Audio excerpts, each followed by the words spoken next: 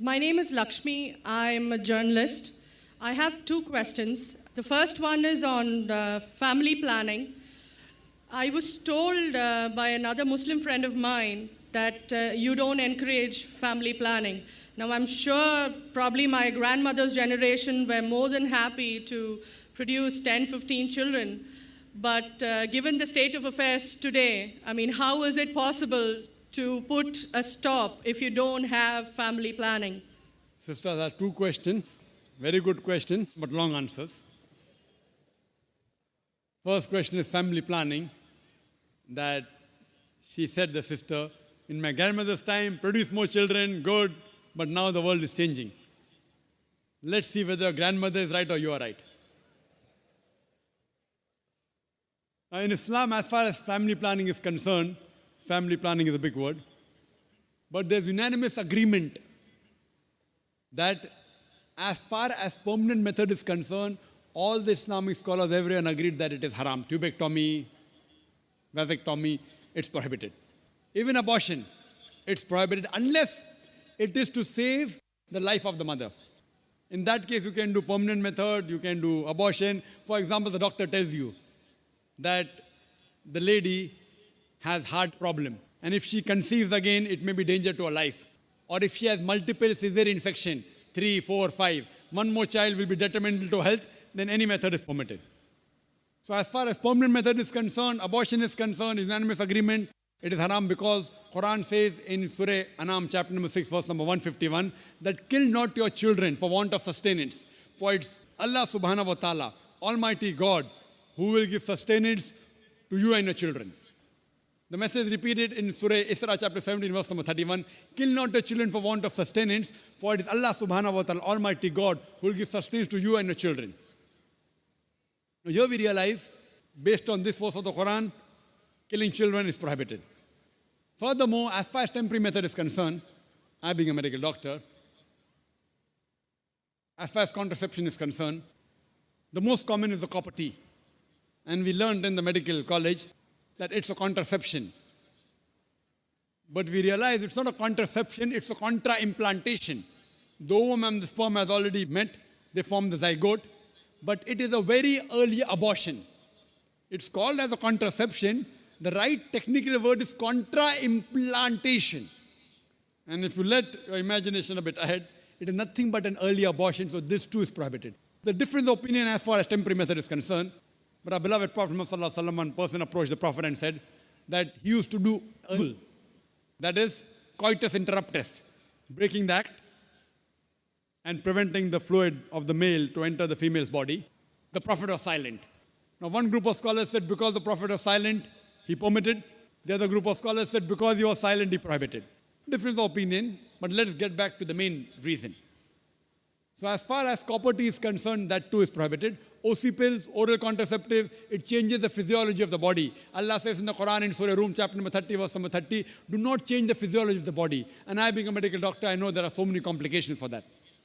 Now, coming to the basic question, why should a person want to do family planning?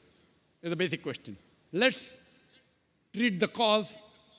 You know, we as medical doctors, we prefer treating, killing the germs rather than symptomatic treatment. One thing is symptomatic treatment. The other is knowing the cause and killing the cause. Now, broadly, majorly, there can be two reasons why a person wants to do family planning. One can be because he's poor and poverty prevents him from looking after many children. The other reason may be he's rich, but having more children, more spacing, he can make them doctors, engineers, etc. Now coming to the first reason, that if a person is poor, Islam has the solution for poverty. Don't kill human beings. The solution is zakat.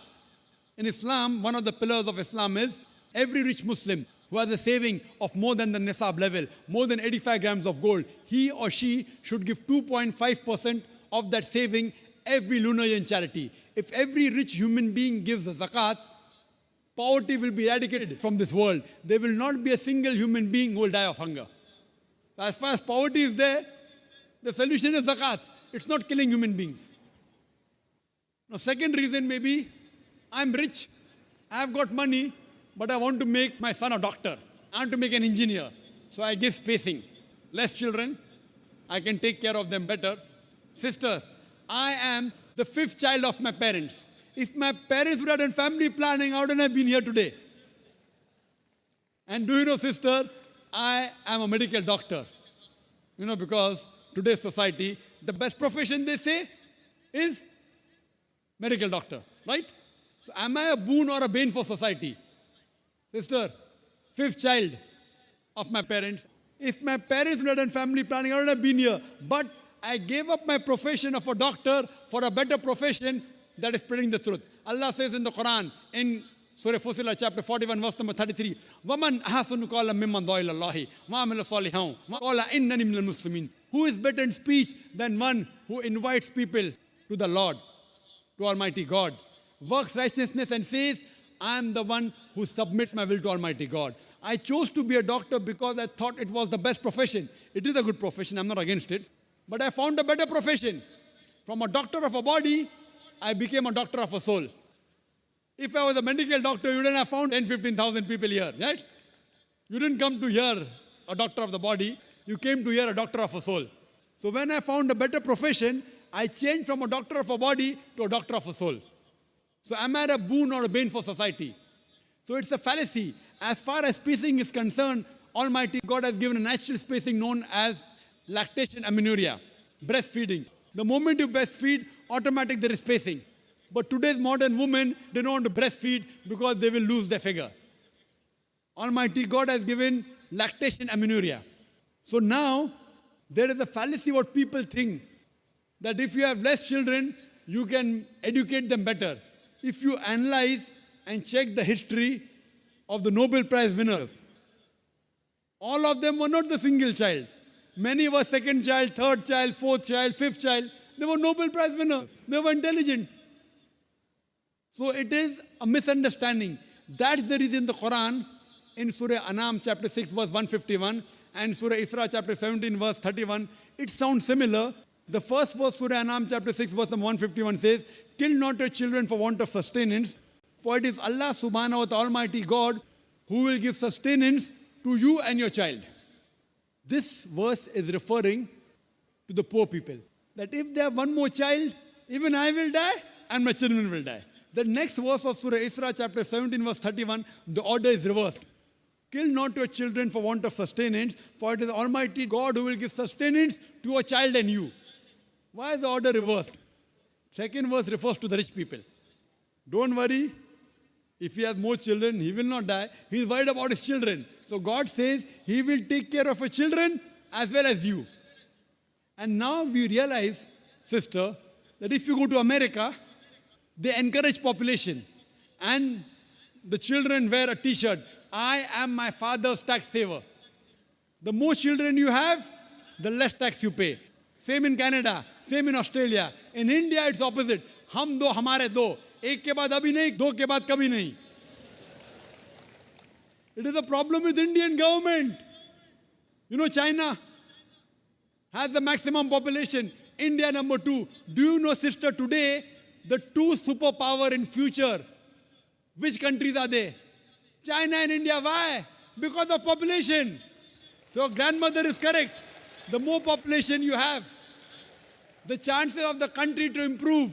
China today is the country which is the maximum improving. And India is neck to neck fighting with China. So the difference of opinion, who will be superpower in the next 20 years? Some say India, some say China. Why? America is nowhere. Australia is nowhere. Canada is nowhere. So sister, population is a boon. It's not a bane. You should know how to utilize it. We don't know how to utilize it. What we have to tell the government, you change your laws to utilize the man force, to utilize the population. So your grandmother was correct. That the more children you have, she will also be better. And there's a third category, sister. They aren't poor. They aren't bothered about less children. I can take care of them better. What they say, who wants to take the headache of upbringing the children? You know, I'm rich. No problem, money. I'm not bothered whether my son becomes a doctor or engineer. But who wants to take care of looking after the children? Third category. You know, there are certain communities, even Gujaratis, they marry early. They have children early, and by the time they are 35 years old, 40 years old, their child is 15 years, 20 years, they are sitting on the seat of the business of their father. So by the time they reach 45, they can retire. They don't have to wait till 60 years. Marry early, have children, children take care of the business, and they relax early. So even the third category, if they want to enjoy life, it is better they marry early, they have children, they take care of the business, they'll enjoy life better. So that's the reason, as far as planning is concerned, Allah says in Surah Al-Imran, chapter number 3, verse number 54, Makru makrallahu wallahu khairul makirin. They planned and plotted. Allah too planned. Allah is the best of planners. So if you feel Almighty God can plan your family better, leave it to Almighty God. If you can think you can do better, the choice is yours. I believe in Almighty God. I let Him plan my family. And that's the reason I'm here.